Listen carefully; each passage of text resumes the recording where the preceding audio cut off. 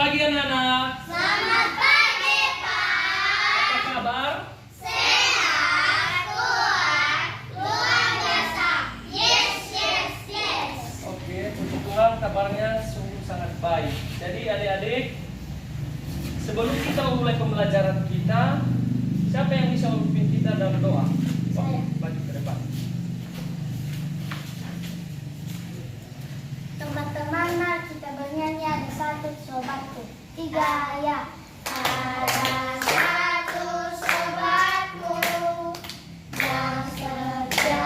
Teman-teman, mari kita berdoa. Ya Tuhan, terima kasih atas pertolongan-Mu Tuhan yang telah Tuhan. Amin. Oke. Baik. Pada hadir kan? Hadir. Oke, kita absen. Kezia Safira Daha. Hadir, Pak. Oke. Belvani Hagaini Daha. Lanjut Jesslyn Noni Benidraha. Hadir, Pak. Misa Hadir, Pak. Alfa Nicholas Enoni Daha. Hadir, Pak. Jackson Indah Daha. Hadir, Pak. Baik nih.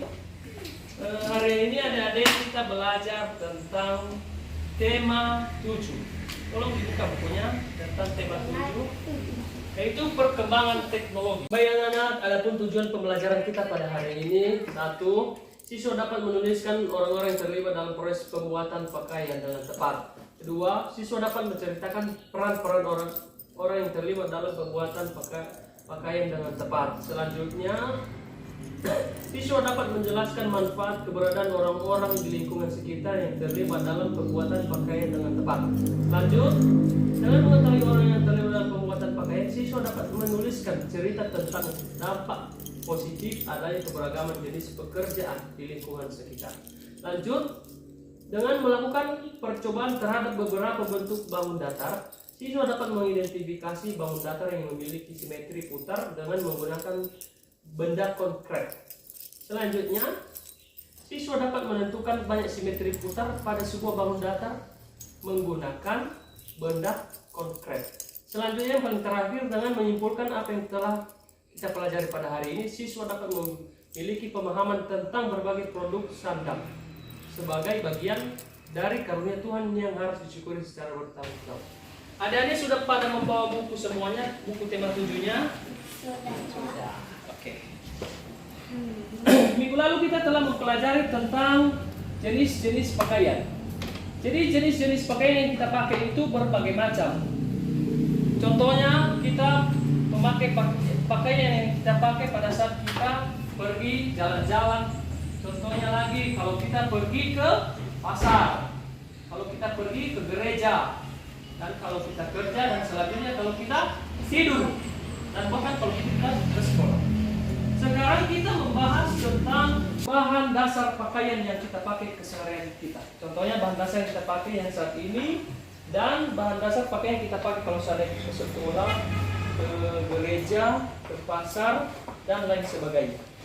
Jadi adik-adik, siapa yang tahu bahan apa yang kita pakai dalam membuat pakaian, atau bahan apa pakaian yang kita pakai sekarang ini? Ada yang tahu? Siapa yang tahu bahan dasar pakaian yang kita kenakan pada saat ini apa? Oke, Belva. Apa Belva? Betul sekali. Jadi bahan pakaian yang kita pakai itu salah satunya terbuat dari kapas. Selanjutnya, untuk yang meja di belakang, ada yang tahu apa saja bahan yang dipakai dalam membuat pakaian? Oke ya. Berdiri. Siapa namanya? Oke, lanjut.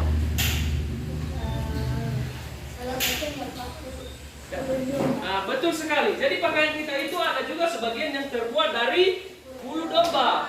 Jadi tergantung dari pakaiannya, dari jenis pakaiannya. Jadi bergantung dari situ bahan pakaian yang kita gunakan. Jadi dalam membuat pakaian itu berbagai macam ragam bahan yang kita gunakan. Salah satunya dari kapas, dari serat sutra, dari bulu domba, dan lain sebagainya. Lanjut, anak-anak kami mempunyai buku tema 7 tadi. Coba dibuka halaman 98. Halaman 98 itu cara atau bahan dasar membuat pakaian. Dia dasarnya dari mana saja sampai terbit jadi sebuah kain dan menjadi sebuah pakaian. Karena dia dasarnya dulu dari dasar pakaiannya, terus menjadi sebuah kain dan menjadi pakaian. Jadi dia memiliki berbagai macam tahapan dalam pembuatannya. Nah, di dalam ini kita dijelaskan bagaimana proses pembuatan dari awal sampai terbentuk sebuah baju. Contohnya baju yang Bapak kenakan saat ini. Jadi ini baju terbentuk sesuai dengan tahap pembuatan dari awalnya. Jadi dari awal itu contohnya tadi pertama dari bahan kapas, baru dari serat sutra, baru dari bulu domba. Nah, jadi di bacaan halaman 98 itu dibaca, nanti setelah dibaca ada di belakang, yaitu adik-adik semuanya tuliskan orang-orang yang bekerja membuat pakaian. Jadi orang-orang yang bekerja dalam membuat pakaian itu ada berdasarkan bacaan pada halaman 98. Jadi Bapak berikan kalian waktu selama 5 menit. Nanti salah satu dari kelompoknya berbicara atau berdiri mempresentasikan hasil dari yang sudah dikerjakan. Dimulai dari sekarang. Jadi seiring berjalannya kalian mengerjakan tugas, di sini Bapak punya tahapan pembuatan pakaian itu, yaitu dari awal hingga sampai jadi sebuah pakaian. Inilah videonya. Silakan ditonton. Atas dan beberapa jenis daun, sementara peternak domba menyediakan bulu domba dan peternak ulat sutra menyediakan kepompong ulat sutra. Kelihatan kan? Lalu bahan dasar diminta oleh pemerintah secara tradisional. Jadi dalam membuat pakaian itu memiliki tahapan dari awal hingga sampai jadi sebuah pakaian yang bisa kita pakai seperti ini. Jadi lanjutlah pekerjaannya, nanti baru periksa. Kita lanjut ya. Siapa yang sudah bisa mempresentasikan hasil dari bacaan tersebut? Ada yang bisa? Ada? Oke. Coba dijelaskan siapa saja orang-orang yang berjasa dalam membuat pakaian. Petani kapas, peternak domba, Lanjut. peternak ulat sutra, pemintal, penenun, dan penjahit. Betul sekali. Tepuk tangan dulu buat teman kita. Jadi begitu adik-adik, dalam membuat pakaian itu semuanya berdasarkan tahapan-tahapan seperti yang disampaikan oleh teman kita tadi, yaitu dari awalnya dari petani kapas, selanjutnya dari ulat bulu sutra dan peternak domba, hingga sampai pada akhirnya dibawa ke tukang jahit dan menjadi sebuah pakaian. Untuk selanjutnya dari kelompok belakang, siapa yang bisa mempresentasikan hasil dari bacaan tadi? Bisa? Tunjuk tangan, siapa yang bisa? Oke, coba sebutkan siapa saja orang-orang yang berjasa dalam membuat pakaian. Satu, petani kapas, dua, Betul. petani domba, Lanjut. tiga, petani ulat sutra, Lanjut. tiga, pemintal, keempat pemintal, kelima, penenun, Penenun. Nah, lanjut. keenam, penjahit. Nah, jadi betul sekali adik-adik, tepuk tangan buat teman kita. Jadi itu semua tahapan dari awal pembuatan pakaian. Jadi pakaian kita itu dari awalnya dulu tadi dari bahan kapas atau dari bulu domba atau dari serat sutra. Setelah itu ditenun, setelah ditenun jadilah sebuah bakal kain. Bakal kain dulu. Setelah jadi bakal kain, baru kita bawa ke tukang jahit. Setelah kita bawa ke tukang jahitnya memotong, barulah dijahit. Jadilah sebuah baju, contohnya seperti yang Bapak pakai sekarang. Paham? Nah, jadi kalau saya Bapak tanya, bagaimana tahapan proses pembuatannya? Bisa dijawab kan? Jadi adik-adik, kita tadi telah membahas tentang bahan dasar pakaian. Sekarang kita akan membahas jenis-jenis pakaian yang ada di sekitar kita.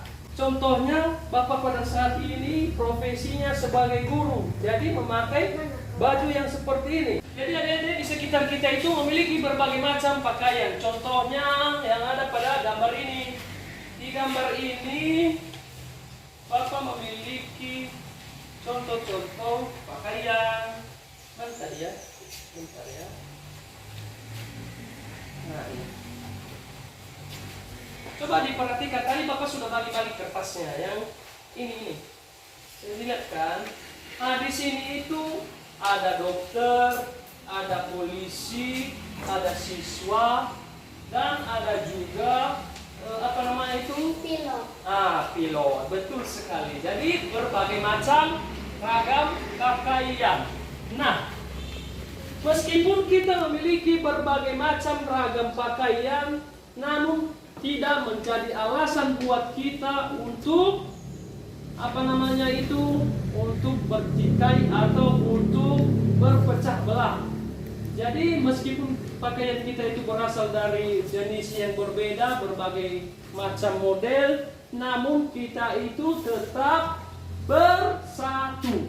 Nah, adik-adik ada yang tahu apa saja dampak positif dari keberagaman profesi? Jawab. Beragamnya ekonomi, beragamnya jenis pekerjaan, mengajar agar bersaing dengan sehat, bisa melatih dengan disiplin, dan memperoleh keuntungan. Betul sekali. Tepuk tangan buat teman kita. Jadi dampak positif dari keberagaman profesi atau pekerjaan masing-masing itu memiliki nampaknya, yaitu contohnya tadi yang disampaikan oleh teman kita. Salah satunya itu memperoleh keuntungan. Contohnya kalau seandainya dia seorang pedagang. Jadi dengan dia berdagang tujuannya yaitu untuk memperoleh keuntungan. Nah, ada lagi dia memperoleh cara bersaing dengan sesama teman yang berdagang. Namun kita diajari untuk bersaing sehat. Maksudnya bersaing sehat ini, kita itu tidak boleh memiliki rasa iri hati kepada sesama seandainya barang dagangannya itu lancar ketimbang dagangan kita. Ya mungkin itu sudah menjadi rezekinya. Rezeki kita mungkin di besok dan lusa kita kan mendapat rezeki yang sama dengan dia. Itulah sebagai contohnya. Sekarang paham kan? Setelah kita mempelajari berbagai macam mengenai bahan dasar pakaian, bahkan pakaian berdasarkan profesi, dalam membuat atau dalam sebuah pakaian itu, adik-adik kami pernah melihat yang namanya baju-baju kos oblong. Kan ada baju-baju kos oblong yang ada gambar-gambarnya. Nah, ada itu gambarnya yang berbentuk simetri. Contohnya, itu salah satu contohnya yang berbentuk simetri. Contohnya yang berbentuk simetri ini seperti yang ada pada gambar ini. Gambar yang ada di sini. Nah, ini contohnya. Pada saat ini kita membahas tentang simetri putar. Kita hanya sekilas membahasnya saja. Jadi simetri putar adalah banyak putaran yang dapat dilakukan pada suatu bidang dengan ketentuan hasil putaran menutupi bola yang sama dengan ketika dan sebelum diputar. Jadi adik-adik, di antara kami semua, siapa yang tahu apa yang dimaksud dengan simetri putar? Tadi Bapak sudah menyebutkannya. Ada yang bisa menyampaikan kembali apa yang dimaksud dengan simetri putar? Ada? Campuran dari satu putaran dan memiliki titik pusat. Betul sekali. Itu merupakan yaitu simetri putar. Adapun berbagai macam dari jenis-jenis simetri putar ini seperti yang ada pada gambar ini. Ini ya, ini gambar-gambarnya. Jadi adik-adik, tadi pada pembahasan pertama yaitu mengenai Udin dan teman-temannya bersyukur sekali karena memiliki pakaian yang ada pada bacaan halaman 98. Nah, tadi kita telah mempelajari semua bahan-bahan dasar membuat pakaian hingga sampai jenis-jenis pakaian berdasarkan profesi. Jadi ada di semua masih ingatkah motif kesukaan Ibu Mama Udin? Jadi motif kesukaannya ini motif dari bajunya, yaitu salah satu bentuk motifnya persegi. Persegi itu contohnya seperti ini. Paham kan? Nah, jadi untuk adik-adik kita semuanya, Bapak menyuruh kalian untuk membuat kertas seperti yang ada pada papan tulis ini. Kalian potong berdasarkan yang ada di dalam buku atau di dalam lembaran kertas yang telah Bapak bagi dari sebelumnya. Masih ingat kan? Nah, jadi tahapan pemotongannya itu satu, gambarlah persegi di atas karton atau di atas lembar kertas lah. Karena kita nggak memiliki karton, kita hanya memiliki kertas dengan panjang 5 cm. Anggap aja ini 5 cm seperti yang ada pada gambar ini. Keduanya, guntinglah gambarmu dengan rapi. Jadi guntingnya dengan rapi mungkin, serapi mungkin seperti ini tanpa ada kelebihan dari sudut-sudutnya masing-masing. Baru jiplaklah bangunan persegi yang kamu buat di buku latihanmu. Nah, jadi maksudnya ini kalian jiplak dia seperti ini.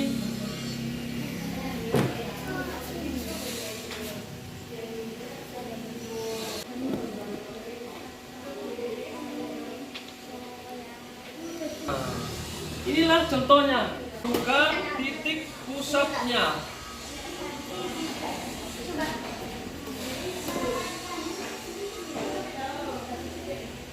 Inilah yang menjadi titik pusatnya. Tadi kita telah menjiplak kertas yang telah kita buat persegi dengan menentukan titik tengahnya.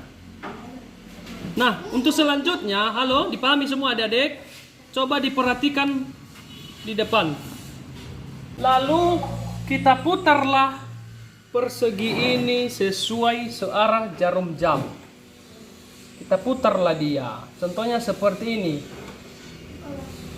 Ini dari awalnya tadi kita putarlah ya. Ini sekali putar. Namun meskipun dia berputar, tetapi dia tetap menempati kotak yang sama dengan sudut yang pas dan bentuk yang sama. Hanya saja titik-titik ini atau sudut-sudut yang telah kita tentukan contohnya A, B, C dapat berputar. Jadi kita telah memutarnya tadi searah jarum jam. Jadi setelah dia berputar namun dengan posisi yang sama. Dengan posisi yang sama, dengan kotak juga yang sama. Nah, bagaimana jika seandainya kita memutar dia sekali putaran searah jarum jam hingga sampai kembali dia pada sudut yang sama. Jadi kira-kira berapa putaran yang akan kita putar. Contohnya ini ya, dari A tadi. Ini dari A. 1, 2, 3, 4. Jadi dia berputar selama 4 kali putaran dengan kembali pada titik dan sudut yang sama dari semula. Paham? Paham. Nah, itulah yang namanya perputaran searah jarum jam berdasarkan kotak yang telah kita buat dan kita jiplak dari awal tadi.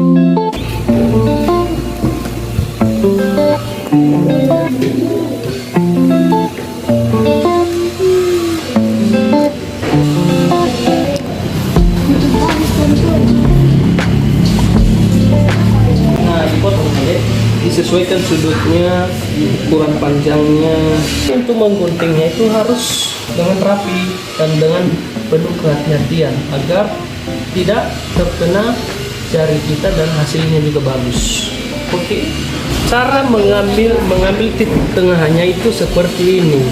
Nah, seperti ini harus rapi baru ditentukan A, B. Tadi kita sudah mempelajari tentang yaitu bangun datar atau simetri punggar berdasarkan bangun datar. Ini ya contohnya.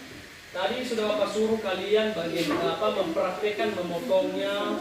Nah, hasilnya mana yang sudah kalian potong itu biar Bapak lihat apakah sudah jelas atau sudah benar. Nah, itu sudah benar sekali. Namun untuk si Belva ada sedikit permasalahannya, garisnya kurang lurus.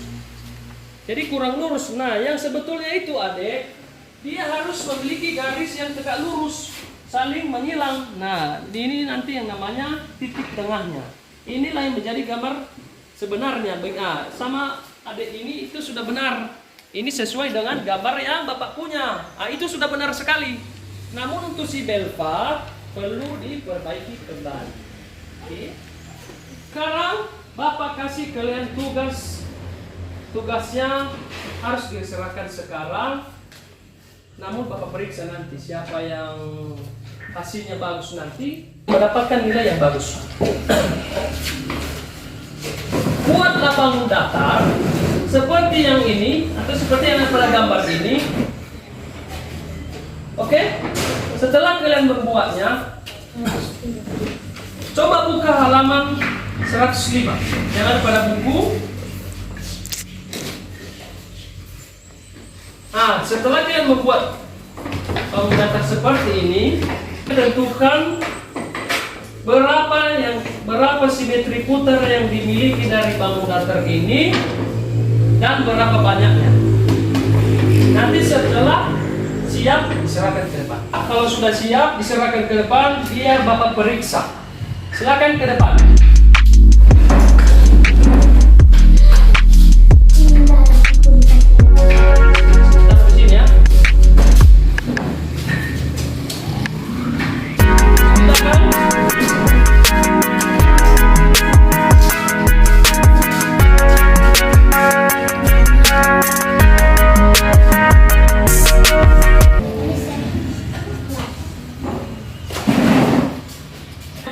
Bukunya masing-masing Bapak kembalikan, sudah Bapak nilai, dan nilainya nanti bisa kalian lihat masing-masing di dalam bukunya masing-masing.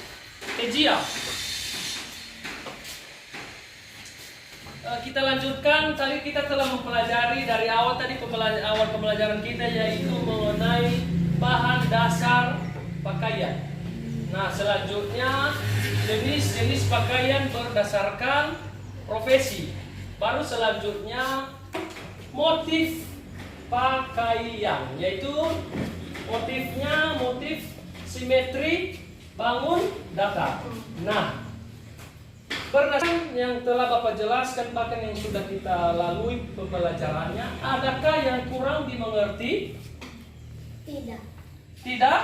Semuanya sudah pada paham? Sudah. Nah, kalau seandainya semua sudah pada paham, nanti Bapak akan kasih kalian tugas di minggu depan, akan kita periksa.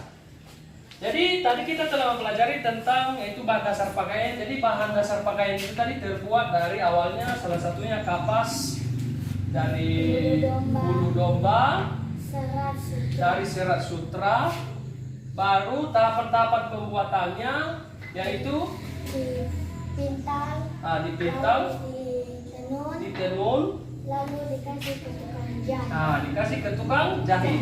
Nah, untuk selanjutnya siapa saja orang-orang yang terlibat dalam dalam membuat pakaian, atau istilahnya pakaian kita ini jadi sebuah pakaian, siapa saja orang-orang yang terlibat di dalamnya? Petani kapas, peternak domba, peternak kulit sutra, pemintal, penenun, dan tukang jahit.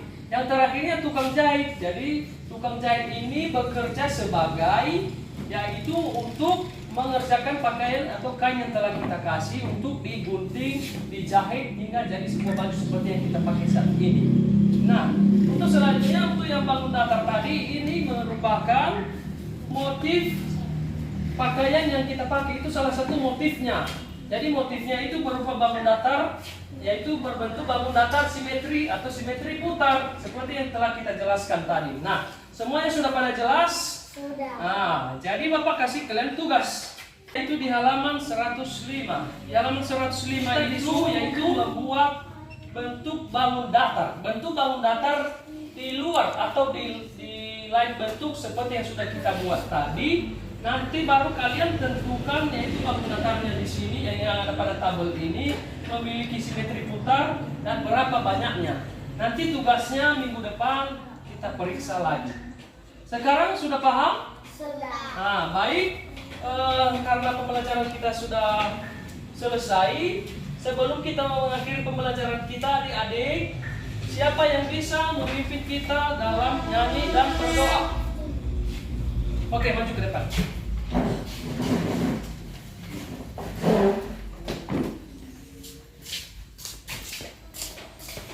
Teman-teman, mari kita bernyanyi hari ini 3 hari ya.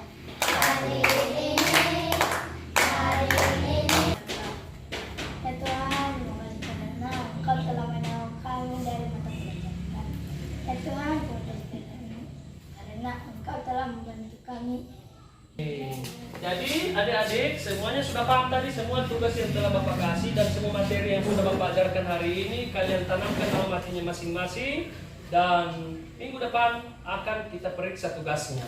Nah sekarang kalian boleh pulang, nanti pulangnya hati-hati di jalan.